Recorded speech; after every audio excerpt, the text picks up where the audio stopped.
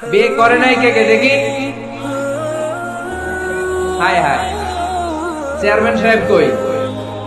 এগুলোর বিয়ে করে দিয়ে এগুলো আপনার হাতে রেখে গেলাম। এই অবাকা গুলোরে মিলাই দিয়ে বসেন। এই অবিবাহিতদের দুঃখ জ্বালা কেউ বুঝতে চায় না, ঠিক কিনা? বিয়ে করে ফেলবা। বিয়ে করলে নেয়ামত বাড়ায় দেয় কে? দারিদ্রতা থাকলে ধনাঢ্যতা দিয়ে দেয় কে?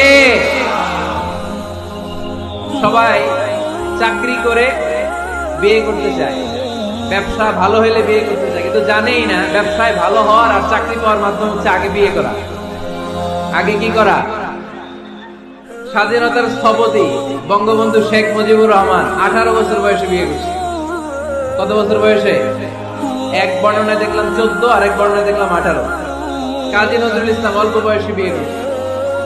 মহাত্মা গান্ধী অল্প বছর বয়সে বিয়ে করছে। শেক্সপিয়ার ছোট থাকতে বিয়ে করে ফেলছে। তো এরা এই যে আগে বিয়ে করছে, এতে সফল হইতে কোনো সমস্যা হয়েছে? কথা বলেন না কেন? বঙ্গবন্ধু শেখ মুজিবুর রহমান উনি কি সফল রাষ্ট্রনায়ক নন?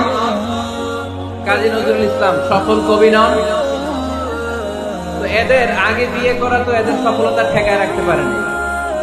এরা আগে বিয়ে করে সফল হয়েছে, কিন্তু আমরা সফল হয়ে তারপরে বিয়ের পিড়িতে বসতে চাই, ঠিক কিনা? ঝামেলাটা এইখানে।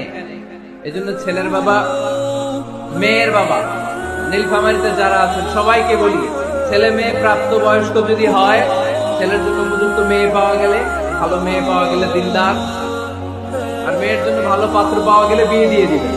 আর নিকাহ মিন সুন্নতি ফামান রাগিবা আন সুন্নতি ফালাইসা মিন। বিশ্বনবী বলেন, বিয়ে এটা আমার সুন্নাত, আর যে আমার সুন্নাতকে পছন্দ করে না সে আমার উম্মত দাবি করতে পারবে।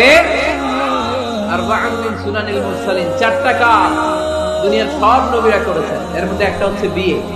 সুবহানাল্লাহ পড়বেন না? এজন্য বিয়ে করবেন সম্মানিত ভাইরা, বিয়েতে বরকত।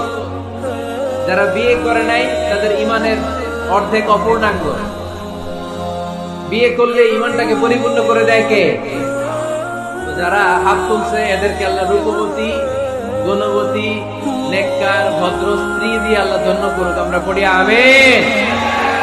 দেখছেন এখন গলার আওয়াজ বড় হয়ে গেছে, এখন মহা খুশি, বিয়ের কথা শুনলেই খুশি।